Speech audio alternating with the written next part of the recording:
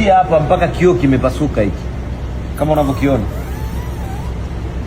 Nitaka kukata lakini hakijakatika. Hiki kipo.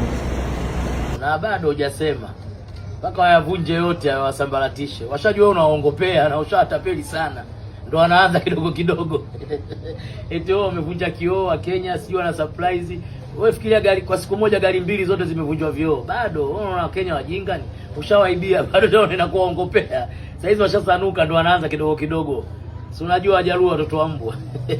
Bado hujasema, utasema mdogo wangu. Afu maneno mengine unaongeaga mdogo wangu ujiangaliaje. Wewe una macho mawili mbele. Jicho la tatu liko wapi? Wewe unajua unalopoka tu. Jicho la tatu, jicho la tatu. Kwa hiyo jicho la tatu subsistence namna gani? Sema mimi sitaki kuongea ujinga. Labda nikwambie wewe una hela. Yaani wewe unajiendesha. Hivi kweli mali zingekuwa zako ungebishana na mimi wewe? Unapauka mishipa kichwa na kutoka, Kila saa content zako Kenya uko sheri. Leo umelalamika magari yote yamevunjwa vioo unasema upendo. Tayari washaanza na wewe, washajua unaongopea, ushawatapeli sana. Laki mbili zao kama unacheza vikoba.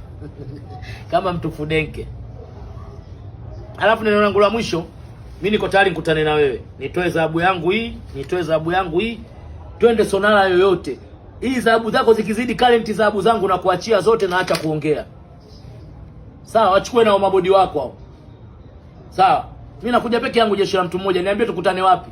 Twende Sonara yoyote na mabodi wako wao hata 16 30. Twende Sonara yote unaijua wewe. Tukapeke dhahabu zangu na hizi hapa na zako lete. Ukizidi current dhahabu na kuachia dhahabu